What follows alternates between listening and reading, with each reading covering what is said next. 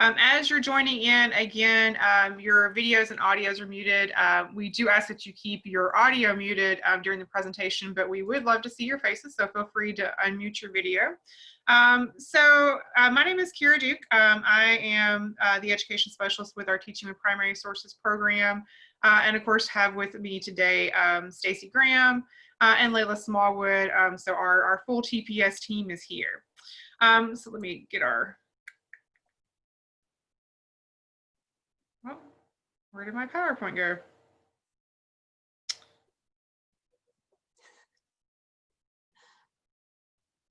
All right, hold on guys. For some reason, Zoom is not showing me my PowerPoint. There it is.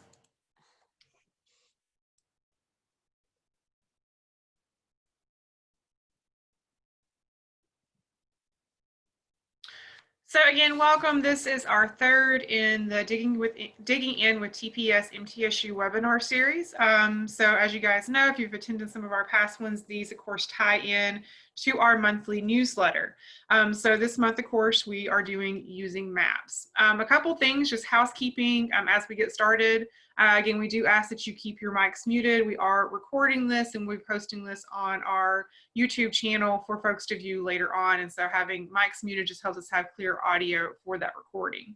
Also, if you would rename yourself, if you go to the participant list and find where you're listed, if you would make sure that your first and last name is there, it just makes it easier for us, one, to keep attendance, also to respond to folks in the chat box. We do want to make these sessions as interactive as possible. The main ways that we will be interacting with you primarily is through chat. So again, go ahead and locate the chat box, open that up on your computers, and feel free to make comments, ask questions throughout the session. We will be responding to those, and feel free to respond to each other. Again, we do want this to be interactive. You also have reaction buttons. You can either do a hands clap, or a thumbs up as you're hearing things, or if people have asked questions, feel free to use those. And then we're going to have a couple of short polls embedded throughout the presentation. I think we have 3 for today. So for those of you who may be viewing this later on, unfortunately Zoom doesn't show the polls in the video, but we will be narrating the questions and your answer choices, so at least you can hear those. But that is just something for those to participate in who are participating with us live.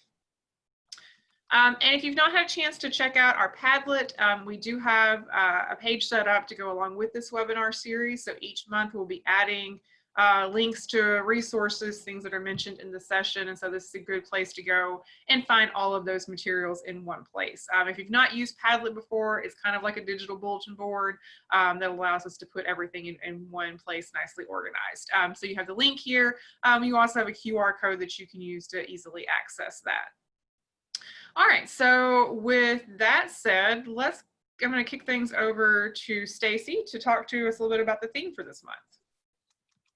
All right, thanks, Kira.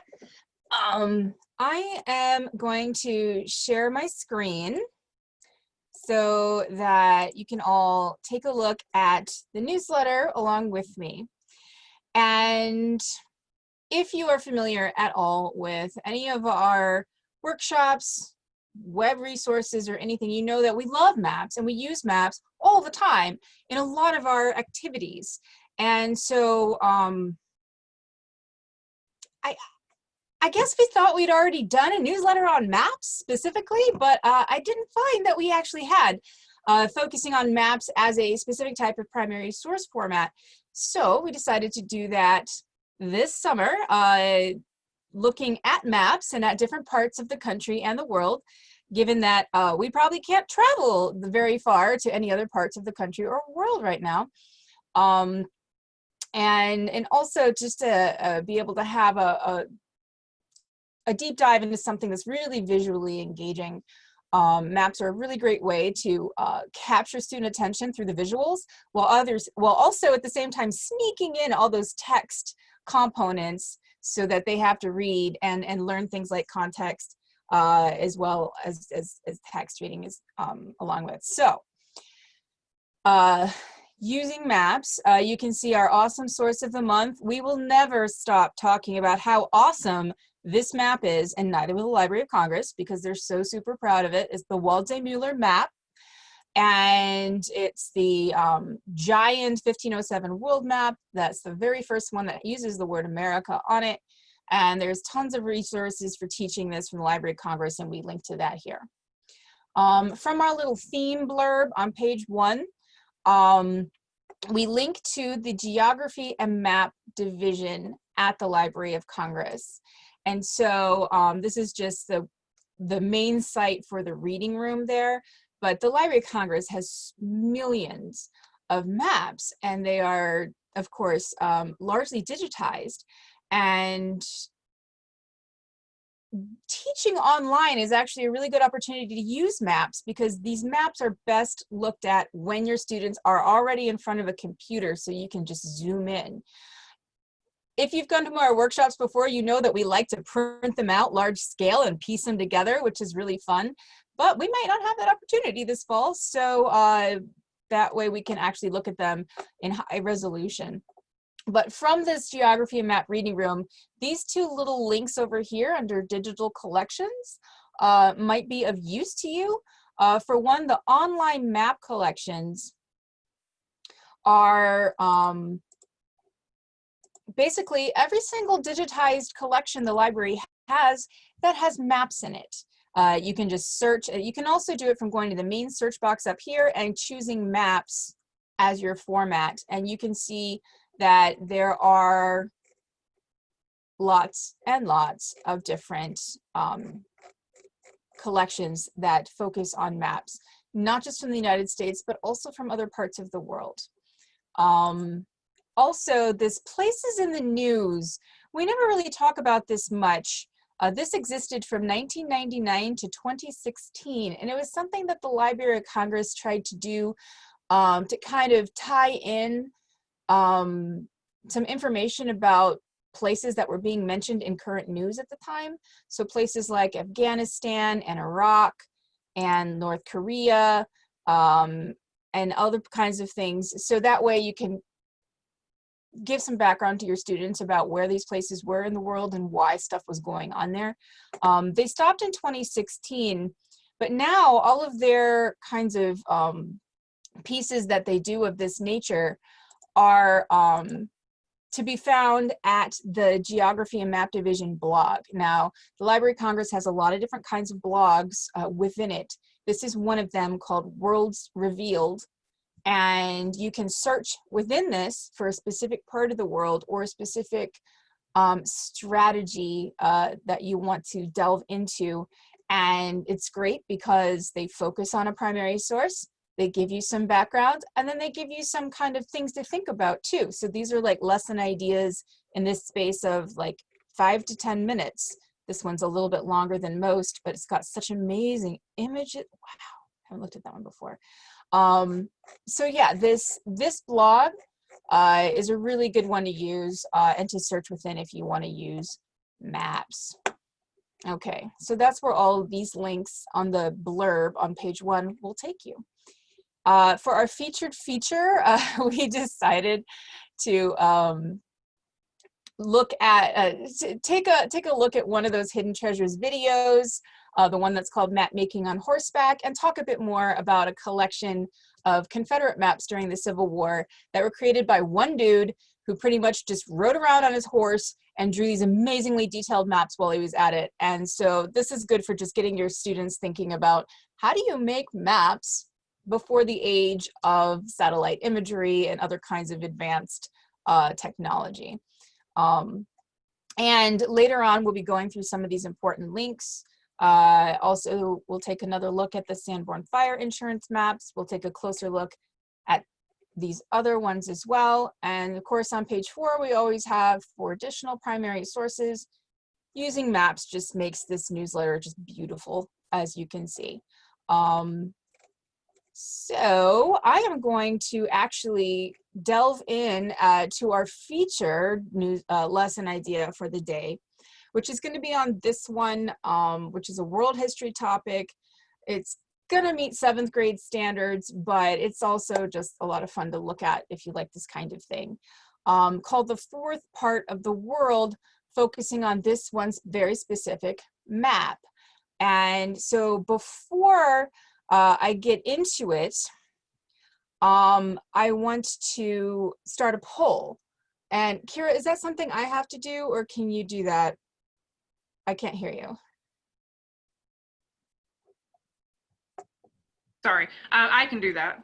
Okay, and so I want to ask a question about, okay, what are the 4 parts of the world? So the poll, which you can see in front of you, if you'll go ahead and choose one of these, this is like one of your evil multiple choice questions. Your choices are Europe, Asia, Arabia, and America, Arabia, America, Africa, and Asia, Mediterranean, Atlantic, Pacific, and Indian, and then Africa, Asia, Europe, and America. So basically it's one of those designed to trick people. So I'm gonna give our participants a couple more minutes to put their vote in, and it looks like people are choosing Africa, Asia, Europe, and America in the greatest numbers, but then also a lot are choosing the 4 main bodies of water, the Mediterranean, Atlantic, Pacific, and Indian. So we have, I think, 4 more people that haven't voted.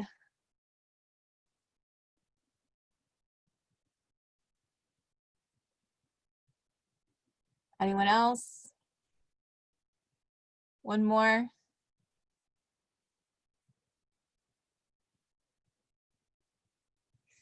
All right, so we're sharing the results right now, and most of you, 14 of you, did in fact vote for the correct answer, which is Africa, Asia, Europe, and America. The 4 main land masses that were known to the Western world, and so this is very much from a European perspective, which is key to remember and to tell your students. America being the 4th part of the world. So before, for hundreds of years, the European, the worldview was kind of centered around the Mediterranean and thinking in terms of Africa, Asia, and Europe.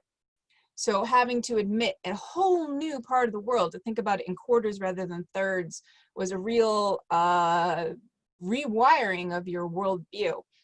Okay, so I am going to make the poll go away and delve a bit more. Okay, so the 4th part of the world looks at this one map that's very rare. And this map only exists in 2 known copies today. It's from 1562, and 1 copy is at the British Library, and the other copy is at the Library of Congress, of course, which is the one that we're going to be delving into in just a moment. The Latin title of it is Americae Sive Corte Orbis Partis Nova et Exactissimo Descriptio, and that means a new and most exact description of America, the 4th part of the world. Now, there are a lot of other world maps from this point that talk about the 4th part of the world and the 4 parts of the world. So it's not just this map that does that. This map is significant for a lot of reasons that we will get into. Above all, it's a ceremonial map and it's a diplomatic map more than it is for accurate navigational kinds of information. Okay, now I actually have one more polling question that I'm going to give to you before we get a little bit more into the context, because I don't want to give too much away. Those of you who may be reading ahead may already have an idea here. So your next polling question, which is just appearing on the screen, is who were the 3 main European powers in the New World in 1562, which is the year in which this map is created. And so this is the context that's going to help us understand the purpose behind this map. So your choices are England, France, the Netherlands, Flanders, which of course is part of Belgium, Spain, Portugal, and Italy. So who are the 3 main European powers in the New World at the time of this map? Looks like everybody agrees on Spain being one of them. Yes. It looks like England, France, and Portugal are neck and neck for second place. We have some votes for Italy and those as well. No votes for Flanders. Your students might not even have any clue what Flanders is. It's where they speak Flemish, of course. All right, so everybody agrees on Spain. The second most voted upon was England, followed by France and Portugal. Well, the answer is Spain, France, and Portugal. But it's a really good question why England is not a part of this picture at this time. So England is not a main European power yet in the New World. You're just a few decades off, and then England will come in and take over, as we know, which is why we're speaking English. All right, so sharing the results. And now I'm going to make the poll go away. Okay, now I'm going to show you where this map is. It's in this collection called Discovery and Exploration, which is fantastic for all of these world maps, all the way from the, the early 16th century into the 18th century. So first they're trying to discover and establish what the boundaries of these new landmasses are. And then once they have all of that taken care of, then the inland exploration reveals more details of what's actually inside these continents, including rivers, mountains, and other kinds of features. So maps that kind of tell that story, this is great for change over time. And when you go to any collection at the Library of Congress, you can see that there's a tab that it's almost always there. It's called Articles and Essays. And this is always a good place to check, because sometimes they have like really amazing contextual information for you that can really be a good teaching aid. So in this case, there's one essay that they included for this entire collection, and it is about this map. So that tells you how important they think it is. And so this map was created by a Spaniard. His name is Diego Gutierrez. And he comes from a family of map makers. His father, also named Diego Gutierrez, was a map maker. And he's from Spain, and he's the one who drew the map, put it together, and all that kind of stuff. But then there was another person who engraved the map and did all the artwork and polished up the actual appearance of the map. And that person, whose fantastic name is Hieronymus Koch. He was from Flanders. See, it's a country, the Flemish-speaking part of Belgium. And he was actually one of the most famous map artists of his day. So this map is definitely getting the best talent to create it. And when it was made, it was actually one of the largest maps of the New World that was in existence at that time. It's just over 3 feet tall and just under 3 feet wide. But of course, it would have been printed out in pieces and then just seamed together like the Waldseemüller map was. All right, so, and this is a very long contextual essay. I do not recommend just telling 7th graders to read it. There's way too much information in here. It'll overload their brains, but it's really interesting. So I would recommend taking a look at this before you want to teach this map. But it's talking about, why this map is significant and what it's trying to do, which basically it's a declaration by Spain of, hey, here is our power, here's our hegemony, here is the extent of our claims in the New World. So let's go to this map. Now, what I want you to do while I zoom around this map is drop in the chat box any of the features that you note while I am kind of roaming around. So what do you notice? What looks cool? What kind of questions do you have? And then every now and then, I'm going to ask Kira and Layla to chime in and let me know what people are saying in the chat box, because I can't see it while I'm zooming around. So here we go. Starting off the very beginning. We have someone who's mentioned some rivers already. Ah, yeah, check this out. This snaky looking thing here is, of course, the Amazon. But then you have this enormous thing right here, which certainly is not considered bigger than the Amazon today, although it looks like it on this map. We have lots of sea monsters, sea serpents, and Oh yeah, that's my favorite part, y'all.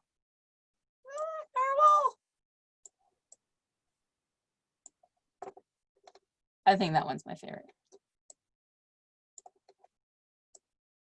Sorry if this is going to give you a little bit of motion sickness. Just want you to get like a close-up overview. Mentions of mountain ranges. Someone noted the number of named places in Central America.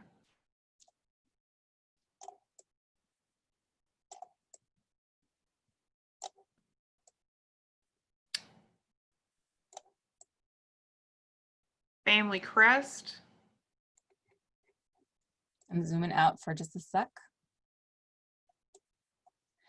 And of course, you're gonna definitely want to warn students that everything on this map is in Latin. That might turn them off, but just assure them, no, you don't have to be able to read it. Just notice stuff. And they'll be surprised to find that there are some things that they can read in Latin, like the word Florida, you know, for instance, or the word Canada. So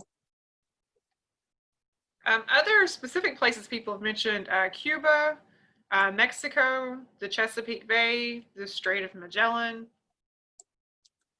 All right, you guys definitely have your spectacles on.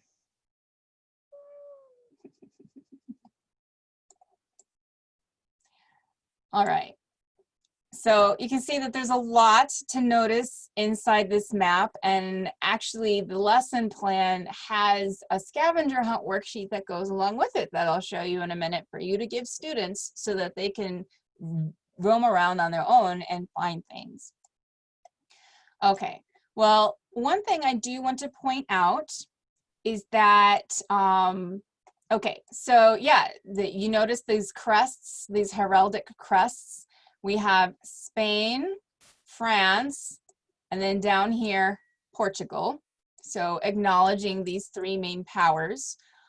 Spain is a bit more prominent and detailed than the others. This is a Spanish map. And at this time, Spain and France have actually been at war for decades. You know, the early 16th century was just pretty much constant warfare all across Europe. And so there were lots of different kinds of treaties and breaking of treaties going on at this time. And this map was created right after one particular treaty came out in 1559 called the Treaty of Cateau-Cambrésis, which you don't have to tell your students about, but basically it's between Spain and France to try to make them stop being at war with each other. And then is to establish also, like I mentioned before, who gets what, whose sphere of influence is what in the new world. Now, they will have already learned about the line of demarcation in the Treaty of Tordesillas by this point.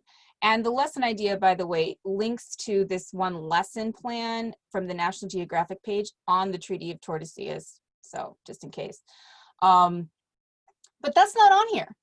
So that's an interesting thing to also note. What's not on here? And that would have gone somewhere around here. But that's not on here. And actually, lines of longitude were a lot harder for people in boats to actually find and identify and know where they were.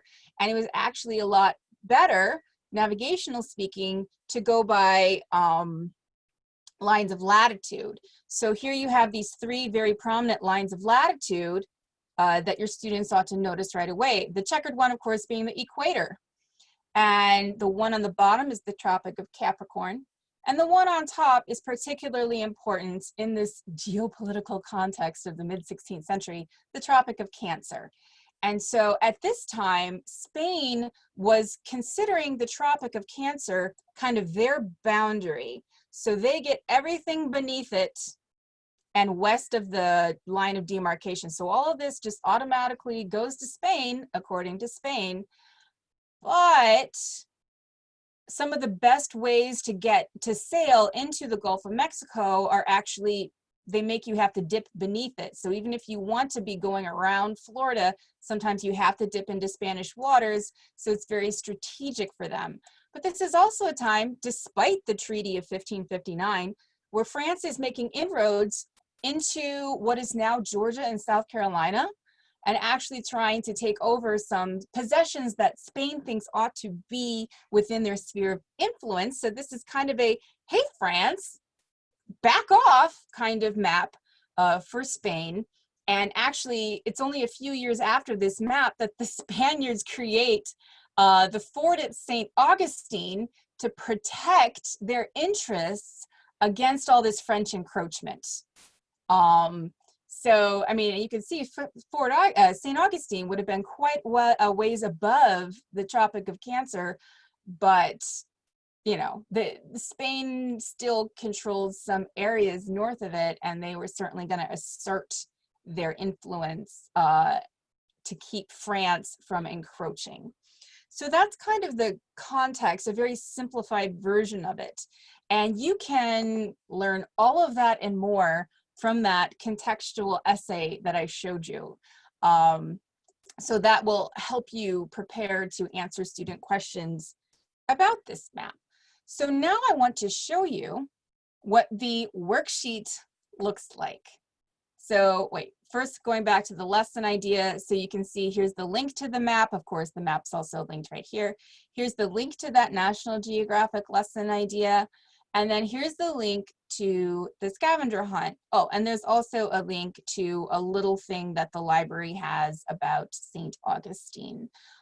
So the map scavenger hunt looks like this. It's just a one-page worksheet, and it has the link here to get to the map itself for students. They can click on it there or here.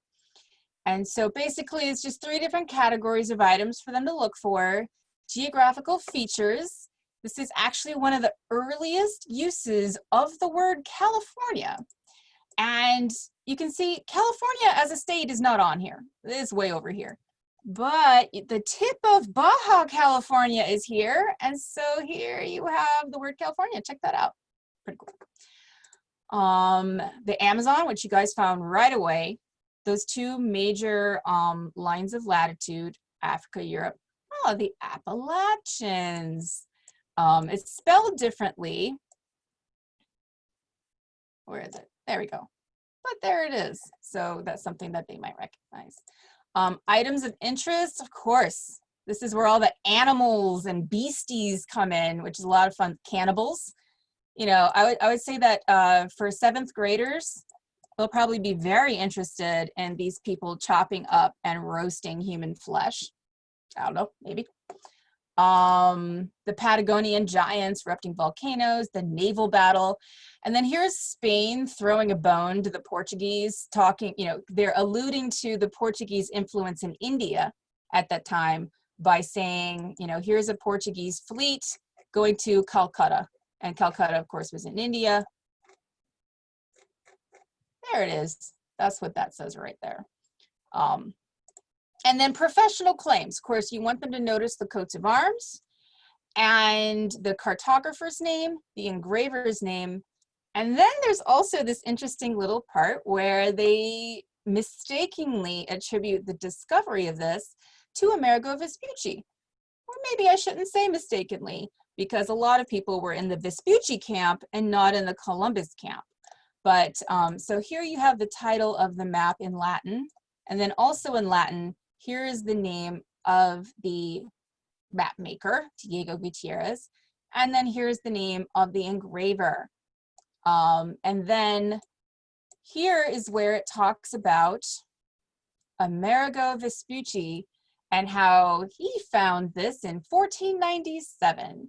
So it's interesting that Spain thought that in 1562. So that might be something your students are like, what?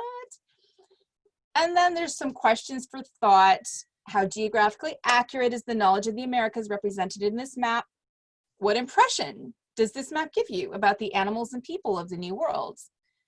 And why is it portraying the natives the way that it does? Why do you not see things like native towns or native dwellings? Why is it just natives being alien? What impression does it give you of major European powers of Spain, France, and Portugal? And what were they fighting for in the New World? And so that's how you really kind of delve into those standards. All right, so I just love this map, and so that's why we have a closer look at it. But now I want to look at some of the other things that we highlight in this newsletter. So I am going to turn it over to Layla. Right, thank you, Dr. Graham. Okay, so I'm gonna go ahead and share my screen really quickly. All right, cool. So in the chat box for me, can you guys tell me where you normally find maps that you use in your own classroom? So just in the chat box really quickly, type that in.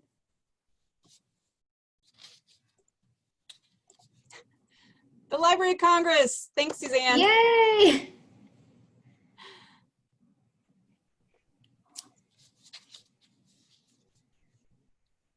All right, so the Library of Congress, nobody else? National Geographic was Cool. also named Nat Geo by a couple people. The Ancient Encyclopedia, just Google. That's what I was expecting, just the straight up. Library books. And just, you know, they're in a lot of textbooks as well, so, or in just a lot of history books, but just Google image search, right? We do that. Awesome. Okay, cool. So I just wanted to kind of get us in the right mindset after Dr. Graham's lesson as well. So I'm going to do a poll really quickly. If Kira or Dr. Graham can launch it, and I want you guys to answer how often you use maps in your own classroom. So for the people watching the recording after the fact, the options are daily, at least once a week, every 2 weeks, once a month, once a 9 or 6 week grading period, or I rarely, never use maps.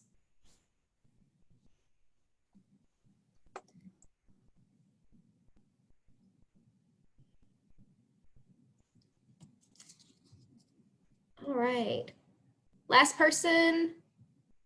I think we were at 22 last time as well. Okay, cool. So how often do you teach social studies or other subjects using maps? 5 of you said daily, so 23%. At least once a week, we had 10, so 45%. Every 2 weeks, we had 5 people with 23%. Once a month, we had 1 person, so that's 5%. Once a 9 weeks or 6 weeks grading period, 1 person. And nobody said I rarely or never use maps, so I'm glad that that was not chosen. But if you did pick that one, we wouldn't have seen who answered it. All right, awesome. So just now that we're talking about maps, would you like to use maps more often in your classroom? Just give me a thumbs up reaction if you would.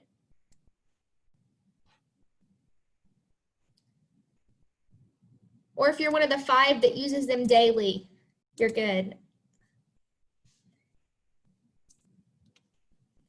All right, awesome. And what parts of maps do you usually, the teacher, do you usually notice first?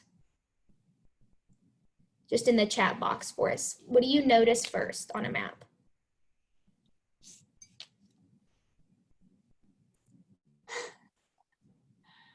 I have to say that Chris still uses the pull down maps from the 1960s. That's Way great. to go, way to go. All right, so we have people mentioning, of course, the title, the legend, water, any bodies of water that might be shown there, landforms, color and detail, geographical boundaries, continents, the amount of detail, the artwork, and trying to figure out what time period the maps represent. Yeah, awesome. So a lot of different pieces, a lot of stuff that we noticed from the map that Dr. Graham showed us, right? And my last question, what do you want your students to notice first when they're looking at a map?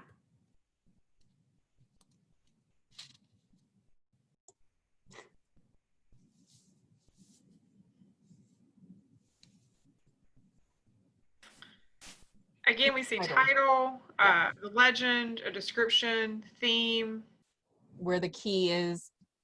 Mm-hmm. what catches their eye, The student's relationship to the map. Oh, good. Yeah, geographical awareness for sure. Awesome. Did anybody mention point of view? I think that goes with students' relationship to the map. Okay, gonna I read was that thinking more that like way. artist or cartographer's point of view, but yeah, that makes sense. someone noting be able to look at a map and immediately reference where it is, what it's representing. Yeah. Yeah, so those are all good goals for our students. And as we continue to incorporate maps in our practices, hopefully our students will pick up those skills. So maps are much more than a geographical representation of places. Maps illustrate change over time. Maps can tell us a lot about the people who made them, the times in which they lived and what they knew, and maybe what they didn't know. Maps can also make an argument. Maps have been used to claim territory, like Dr. Graham showed us just a moment ago, to insult rivals and to attack competitors. Analyzing maps helps students discover new topics to explore further, and can support the development of critical thinking skills that they can apply to other representations of the world. So just outside of social studies, outside the classroom. So I'm going to show you guys first a link that's in this important links box on page 2 of our newsletter. It is this link right here, primary source set maps from the World Digital Library. So we're just going to go here. So this is a teacher's guide and a primary source set for using maps from the World Digital Library, and it provides teachers with questions and suggestions when incorporating maps in their teaching. And many of the maps are linked in the primary source set, which I'll show you in just a moment, to use while teaching or to use if you're doing teaching virtually with your students. It's a great resource. The World Digital Library is a different website than the Library of Congress, but they are partners. That's why the Library of Congress has the primary source set featuring resources from the World Digital Library. And for our world history teachers, the World Digital Library is a great resource for looking for primary sources for ancient history or earlier history. So let's click here. So here again, just some suggestions while using it. It'll provide you with historical background, kind of explain how or suggest how to use these maps in your classroom as primary sources. And they'll also have additional resources down here, and all of these are hyperlinks, so you can just click and it'll take you to the information. So you have a ton of different images here hyperlinked. I'm just going to scroll through so you can see all the resources available in the primary source set. So although the maps in this primary source set represent different geographical areas from across the globe and date from the 16th to 20th century, so very broad, the items in this collection lend themselves to observation and comparison. All of the maps and the resources are provided, like I said, the links are provided here in a hyperlink, and it's in a PDF format, so it's easily printable for you to use in the classroom or provide to your students in a virtual platform like Google Classroom. So lots and lots of resources here. And that's linked on our page 2 important links box of our newsletter. I also wanted to show you guys the Library of Congress blog. We have a few blog entries linked on this important links box as well. So first I'm going to show you guys the blog Making Interdisciplinary Connections with Maps. This is right here. I'm just going to go here. This blog post explains that maps can help students make meaningful interdisciplinary connections with major themes, concepts, and ideas, and explains that analyzing maps helps students develop skills relating to social studies, as well as literacy, math, and art. Most of the blog posts will offer hyperlinks to take you to other subjects as well. So the Library of Congress's blog is a great tool to use when looking for student-friendly chunked information. So if you just want to give them a quick little paragraph to dig into, or if you just need a quick paragraph to dig into before you start a lesson plan, this is great too. They have interesting collections and resources available through the Library of Congress hyperlinked. The Library of Congress has many different types of blogs geared towards certain types of people or certain topics. So Dr. Graham kind of showed you a map collection blog. The blogs I'm going to be showing you are specifically made for teachers. If you go to the Library of Congress blog page and click on Teaching with the Library of Congress, you'll be taken to posts specifically written for classroom teachers for and by classroom teachers. This blog post is about, like I said, making interdisciplinary connections using maps, and it's written by an educator. So if you just go up here to blogs, if it'll load, there we go, and scroll down, you'll see all the different types of blogs that are available. And the one that we were in was from the Teaching with the Library of Congress section. And they have tons of different categories for you to choose from, pull from when looking for lesson ideas or primary sources. And like I said, the blogs have hyperlinks in them to other relevant blog topics. The blog Making Interdisciplinary Connections with Maps also has a Getting Started with Maps hyperlink there, so you can just click on that, and it'll take you to Getting Started with Maps in the Classroom. And this blog, just like the other blog I just showed you, offers a lot of helpful tips and tools for teaching with maps and incorporating maps into your social studies or other subject practices. In our newsletter, we also linked another blog that I think might be relevant. This blog is called The Mind of the Map Maker, Purpose and Point of View in Making the Maps. So this is really interesting, and it encourages students to consider the mind of the map maker, why they're making it, analyze their point of views, their motivations while making the map. So this is, again, another blog post linked on our page 2 important links box. And if you're looking for things relevant to maps, the last thing I really want to show you guys is you can go to search this blog, the Teaching with Library of Congress blog, specifically for teachers, hit map, and you'll have a bunch of different map articles that are relevant to maps, map making, teaching with maps pop up for you to use in your classroom practices. So really great if you're looking for something specific or looking for something broad to build on. So again, this search is through the teachers filter, so you'll need to generate, so your search will generate blogs geared towards classroom teachers and classroom teacher needs. If you need help finding specific maps from Teaching with Primary Sources or the Library of Congress or the World Digital Library, please feel free to send one of us on the TPS MTSU staff an email. We will do our best to point you in the right direction. I hope this brief resource session has been helpful for teaching with historical maps. Thank you for your awesome and active participation in the beginning. I'm now going to turn it over to Kira, and she's going to share a little bit more with you. Thanks. Thank you, Layla. So to kind of wrap us up for today, I want to take some time to talk about some of the additional resources that we featured in here, and then a couple of others that actually aren't in this newsletter, but are maps that we particularly enjoy and an exhibit that we like.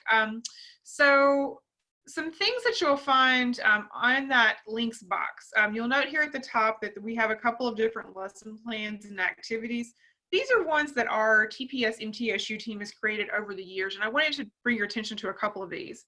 The first one is this lesson plan here. This is Tennessee's Western Frontier. This is a really good lesson plan for 3rd, 5th, and 8th grade teachers. And I like this one because I think it really gets kids to engage creatively with some of these early maps from the late 1790s or early 1790s that are showing Tennessee really before it's a state. And so with this lesson plan, it is a 2-day lesson plan. Of course, you could just pull out and do the map activity portion of it and do it in a day. But what students are tasked with here is picking one of 2 maps, and you'll see that they are listed here on page 3. There is one from 1795 and then one from 1794. And what we ask the students to do in this particular activity is you can give them a starting point on either one of those 2 maps, and they have to analyze that map and figure out what were the routes of transportation that would have been possible for someone migrating over into what will become Tennessee. And then have them think about, if they were a settler who was going to be migrating, what route would they take, how would they travel, and where would they travel to? And so actually having them trace that route along one of these early maps, thinking about what would have been the challenges. Would it have been easier to travel via, a road, an early road, with a wagon, or would it have been easier to go by boat and go up the rivers? And then think again about where would they settle, what would they be looking for, where were their current towns and trading posts and those kind of things. And so again, it's a really fun exercise that I think that you could do with your students, especially if you are back in your classrooms, you can print out the map in a large format so that they can really kind of dig into this with their classmates and kind of discuss how they would do it. If you're doing it digitally, or maybe doing it through a virtual learning exercise, they can still zoom in on these maps like Stacy was showing us to get that detail and really kind of figure out what route that they would take. So again, I really like this one. There's also another part of this lesson plan that gets into thinking about building homes and cabins and such. And so actually uses an excerpt from the life of Daniel Boone to get into what that would have been like. The next lesson plan that I want to talk about is this one we have. This is one of our older lesson plans. It's for 4th grade that looks at the Lewis and Clark expeditions. The Library of Congress has some wonderful maps from the Lewis and Clark expedition. They have some that are showing the maps where they were actually taking notes as they were doing the exploring and as they were documenting what it was that they were finding. And then they have some maps like the one that's pictured here on page 1 of this lesson plan. That's kind of the final product. So once they got back to the East Coast and could actually process all of the information that they had collected and publish some maps from their findings. And so it's really interesting to see their working map versus what those finished products would look like. So this lesson plan, it is a multi-day one. Of course, you could modify this to fit this down into 1 or 2 days, but it has students use some of these maps and some of the other great sources that the library has to really explore what Lewis and Clark found on their travels and how that fits into what they learned about the new territory that the United States was purchasing with the Louisiana Purchase and what they were able to find. So again, this is a really fun activity. And again, there's some great resources that the Library of Congress has, especially the maps for the Lewis and Clark expedition. All right, let's see, go away toolbar. All right, so, and then the final lesson plan I want to refer you guys to is this one. This is a 3rd grade lesson plan developed by a teacher in Metro Nashville that looks at map analysis and using cardinal directions with historic maps. And so this one challenges students to, analyze some historic maps, have them think about, what information we can get from the map, how map making changes during the different time periods explored here, and really just gives them some basic orientation to learning about how to read a map. And so again, this is a really good lesson plan for our 3rd grade teachers. So I definitely wanted to highlight that for you. So going back to our newsletter, some other resources that may be of interest to you. Again, if you're teaching 7th grade, there is a newsletter on Age of Exploration. And this is a period where the Library of Congress has some wonderful early maps that really go along with that period that are just tons of fun for students to explore and really will help them kind of understand what it was that people knew about the world at that point and how knowledge changed fairly quickly. So those maps are great to really kind of get into that mindset from that period. I'm going to talk about the Sanborn Fire Insurance map collections here in just a minute. So we'll come back to this, but we do have a lesson plan here that really gets into thinking about kind of change over time and analyzing how communities have changed and also kind of incorporates some comparison with current Google Maps. And then we also have, of course, this lesson plan here on the Transcontinental Railroad. This is another topic that the library has a lot of great maps on, and that is railroad development, both out west, but then also, within, really every part of the United States. On the last page, our page 4 images, so we have this early map of Virginia. And so if you're teaching colonial history, there's this map, but then there's also some others that are really good for exploring that period. Some that are specifically tied to John Smith and the early Virginia colony.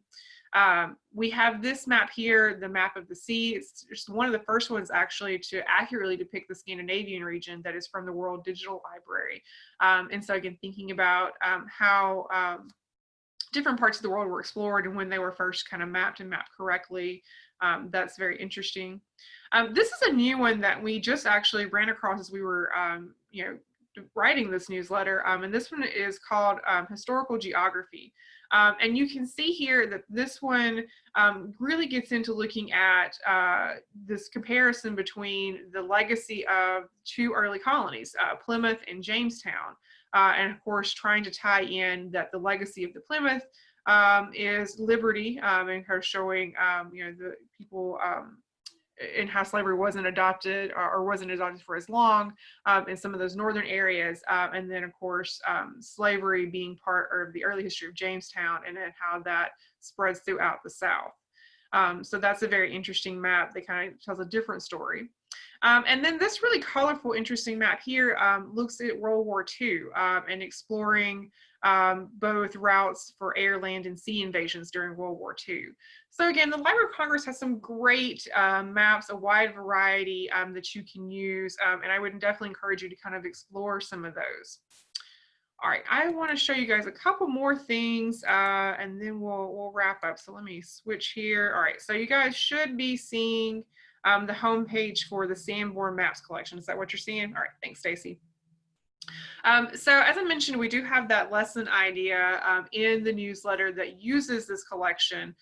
If you're not familiar with the Sanborn Fire Insurance Maps, they are a great resource. Essentially, these started in the late 1800s. And we're done to kind of document, we're done for fire insurance purposes, to document the buildings and the surrounding areas.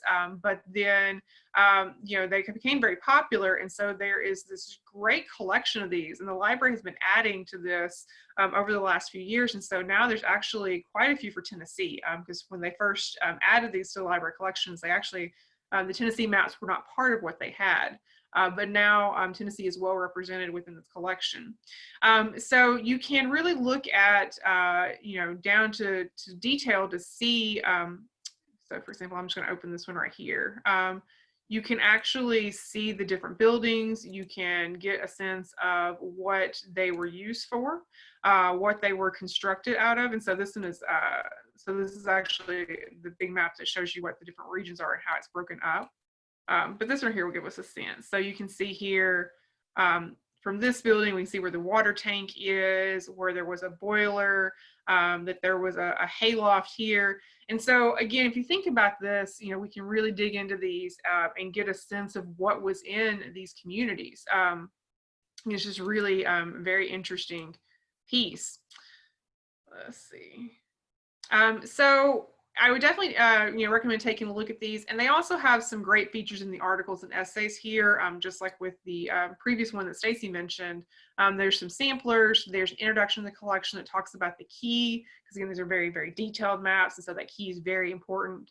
And then they also have the Sanborn time series. And so again, looking at that change over time piece. So this is a great collection I would encourage you to look at. I think there's some fun things that you can do to tie in a local history element as well. I wanted to bring your attention, as Stacy was talking about the map we just looked at earlier, it made me think of this exhibit. So again, if you're teaching 7th grade or even if you're doing some of the early colonial history, this may be an exhibit of interest to you, Exploring the Early Americas. So this will kind of give you some additional sources and some great contextual information to kind of dig in to that period. The library has both great maps as well as some great objects that tell the story of the early Americas. So definitely take a look at this exhibit. And the very last thing that I want to point out to you guys that's actually not in our newsletter is this map right here. This is one of my favorite Tennessee maps that we have found on the Library of Congress. This is from 1888, and it shows all of the railroads and it's a county map. So it shows railroad stations and post offices across the state. And what I think is particularly interesting about this map is having students to think about the impact of transportation and different methods of transportation.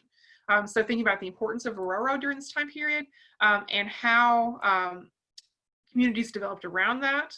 having them think about, what communities are still present in their neighborhoods or in their areas, how the interstate, by when we get to the 1950s, how the interstate changed things related to what we're seeing here in this map. So here we can see, here's Murfreesboro. And so we can see the towns that are located around there, which would have had post offices in those places.